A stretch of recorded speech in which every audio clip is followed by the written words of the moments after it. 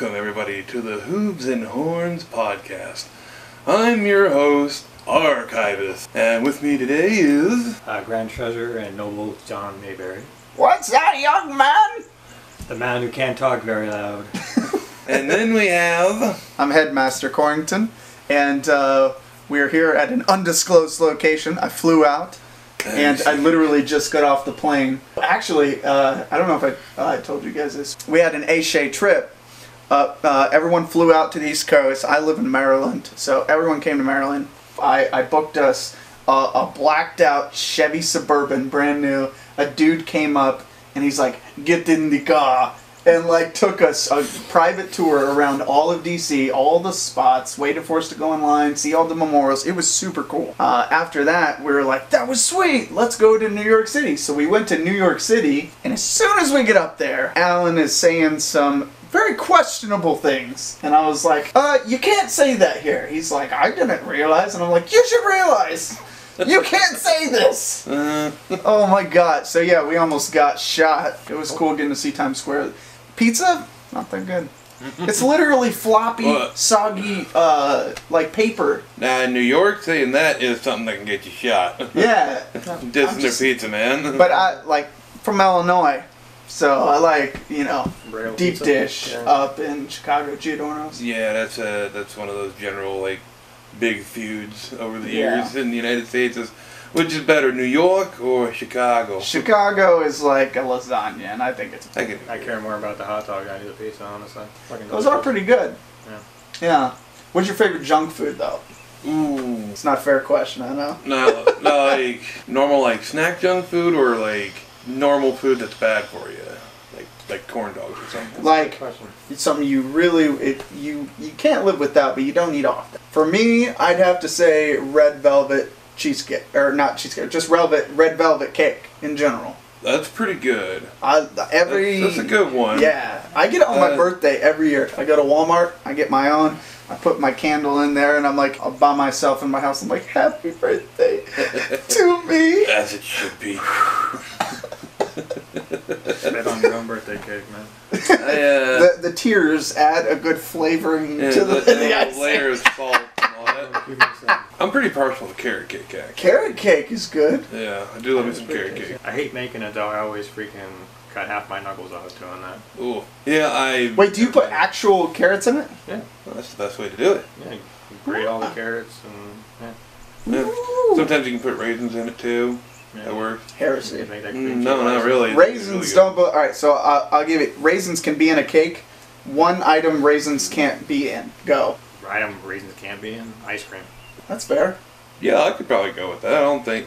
I mean, I guess there's, like, rum raisin, but I've never had it. I haven't had it either. Yeah. I know some people like it, but... Doesn't seem like all that appealing to me. I prefer stuff like the bunny tracks, you know, so you basically got mini peanut butter cups in there. I don't like nuts or raisins in cinnamon rolls. I can give you that. Just the icing and butter. I can see that being pretty delicious, though, too. Also that. I'm sure it can be, just not for me. Because cinnamon and raisins just go together, man. I mean, he's also not wrong about that. Like I'm actually quite a fan of like rice pudding, and usually you know you have raisins. In Rice pudding's okay. Yeah. What about greasy food? Greasy food? Yeah. I love me a good hearty stick burger. One of the Monster Burgers. I haven't had one of those in a while. I want to like Hardee's, and I keep giving them tons of chances, like because their menu is so awesome and so American. Mm-hmm. It doesn't get more American. You know what I find to be a little overhyped? White Castle. It is a little bit overhyped, and all it does is give you diarrhea. It's delicious.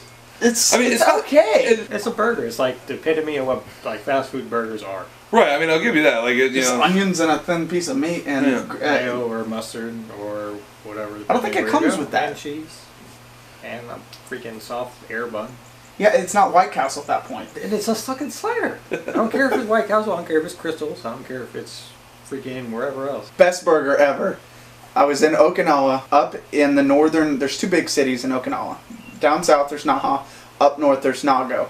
Up in Nago, just off the coast, like literally behind the business, is the ocean. It's a beach. It's awesome. There's this place called Captain Kangaroo. If you guys ever go to Okinawa, you gotta stop there for burgers. Got to. But go early because their burgers are so good. When they sell out, they close shop. They'll close at noon. They're done. Huh. They're sold out for the day. There's a line wrapping around the business every day. So good. And I went so often that they actually, I've got a Captain Kangaroo t-shirt and everything. And they're like, oh, Kori-san! They would let me cut in front of other customers and give me a spot. And I was like, yeah, hi, regular desu. And they bring out my regular, which was the, their whatever Captain Kangaroo special. And it was just, it's monstrous. And here, take a look at this picture. Isn't that ridiculous? And what I would do is be a friggin' hooligan, and I'd take ketchup and just squeeze it all over on top, get in there and just, I don't put it in there, like I just get ketchup. Right. I terrify everyone. It's fantastic. And that's how they remembered me. Okay, that makes sense then. I got you that burger quick, man. Yeah. But if I'm memorable, then they'll never forget. Oh, that's what memorable means. I actually went around all of the island of Okinawa and wrote food reviews. I never realized how much fun you could have doing food reviews. Like typing them up for TripAdvisor, I got like 5,000 readers because Nice. who no one on the island can, none of the Americans can speak Japanese or read and write, for the most part, with some exceptions. So they have like no resources for anything. What restaurants are good, what establishments are good. So I was their only source. Monopoly. That's the way it should be. It's fantastic. We got some big things going on. I know I talked to you guys both a little bit about what's going on within the A-Shed. Yeah, we've got we've got the handbook that we're working on. Yep. I get to edit at some point. Yeah, so it's going to basically consist of a full manifesto or regulation book on each position within the organization, how each of those positions deal with certain situations, what task gets delegated to who. Yeah, basically how everything is structured, our traditions, terminology, everything. It's going to be in the regs. And we're also going to have a section in there on how to start your own guild or lodge, kind of like an Elks or Freemasons kind of thing. You can start your own. On top of that, I'm doing a condensed version, much smaller, mostly pictures, because people love pictures. And that one's going to be called the Noble's Notebook. Pictures make the storybooks better. Make them pop up and I'll love you.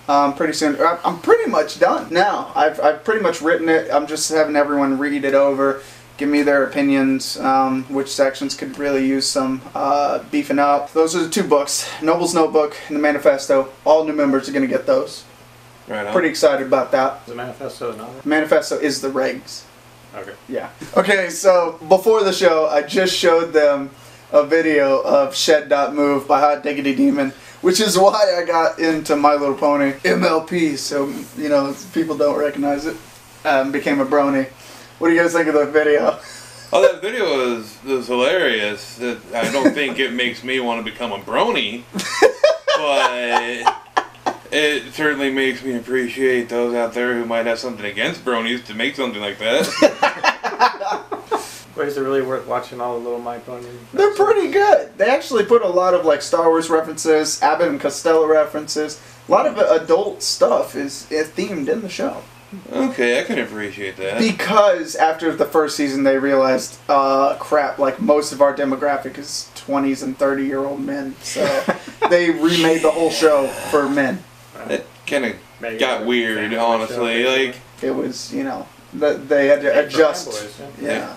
Their demographic went completely In the 80s, the cartoon, you had, Transformers, G.I. Joe was for boys, and then My Little Pony and some other stuff was for girls. Even though I watched an older episode, the older show, yeah. It got a little dark. It was almost like He-Man kind of dark, with castles and dragons, and I was like, holy crap! But I don't like the art style. But they only made the cartoons with no intent for it to actually be good. Right. They made them just to sell toys. So the kids saw, oh, I want a toy because I saw that. Yeah. That's the only reason. Now they legitimately want to make the show because it's good. Kind of like, what is that, Star versus the Forces of Evil? All kinds of really good cartoons coming out lately with Disney, Cartoon Network, Adult Swim. There's all kinds of really good. I think a lot more people are starting to appreciate cartoons now. Steven Universe. A lot of people like that. That's a cult following. Yeah. I didn't watch it too much, but I saw episodes here and there. Yeah, same. And that show actually got pretty deep for a kid's show, I'll admit. A lot of them do, yeah. Like, Gravity Falls. Yeah, that one Gravity too. Falls was I can actually kind of really appreciate that. That, like, they understand nowadays that their audience is also consists of, you know, older people too who, you know, want a story. A lot of people in the 80s and 90s, a lot of us, we grew up watching cartoons, and as we get older, we still like cartoons. Yeah. And that's the demographic. Our generation, we grew up with things like The Simpsons and Family Guy and Futurama.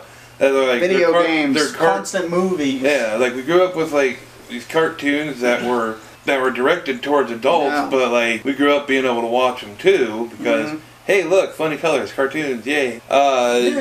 So it's kind of, I don't know, I do find it interesting that, you know, there's these companies that are catching up with the times and realizing, like I said, you know, that their demographic is also all these older people. Well, if you think about, there's, I forget the name of the main company out in Japan, but basically they're like a knockoff from Disney, because Disney started. And they went and really forged the way for anime. Out in Japan. No, not Ghibli. Okay. It's a huge mega corporation.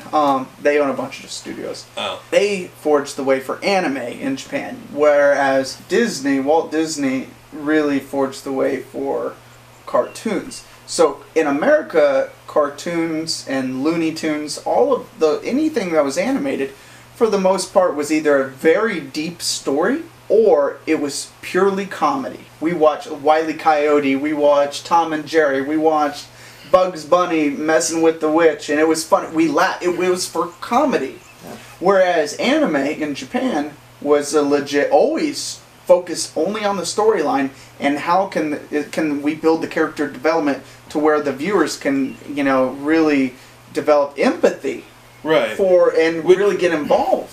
That's something I've always liked about anime ever since I've been a fan of it, is like, okay, I grew up watching, you know, American cartoons and loved them. I loved Ed, Edd and Eddy. Yeah.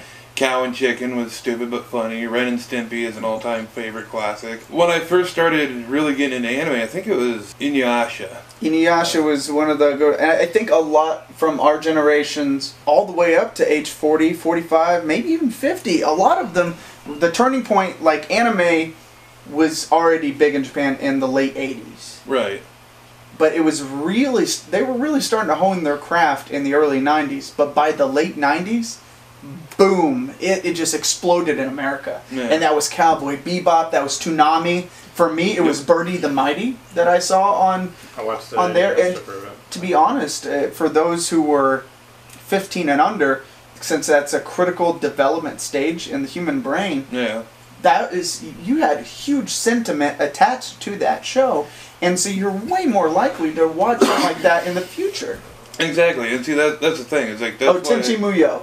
Right. Yeah. That's why I started, you know, moving more towards enjoying anime over the years, is because I'm someone who likes to write too. I'm someone who likes to, you know, tell stories and things like that, one way or the other. So being able to, you know, watch something like this that it's a cartoon, but somehow you still find it so relatable, kind of thing. Yeah. I always found that to be pretty amazing, especially if I sit there and wait for a series to get over and I binge watch the entire thing. Yeah. Then you really get into the characters and. But I also feel like that's where a lot of the misconceptions stem. Yeah, like even Roger Rabbit, and Space Jam, when we combine them, it's still based on comedy. Right. So a lot of people that were older, than 40, 50 years old, they don't understand because they view it as specifically it's only for comedy and for kids. Whereas we understand because we've seen the diversity from the different forms from different countries. So. Yeah. And, you know, I get where a lot of people come from that don't understand anime, and it's like, oh, it's all these girls with big old pie. Yeah. Opie, yeah. Opie. Yeah, I think the idea of anime stuff is a conversation we can definitely continue at a later date too. We'll be talking for hours, guys. Yeah, but it's like any other TV show. I swear, yeah. Honestly. Yeah. But it appears that we are running out of time, Aww. so I'll be the bad guy and end it. This has been the Hooves and Horn podcast, and I've been Archivist. And yeah, I'm gonna go to bed. Yeah, I'm gonna sleep on the drive home, and I'm driving. But you're driving. All right, guys, thanks for joining us. Tune in next time. See you guys. Peace.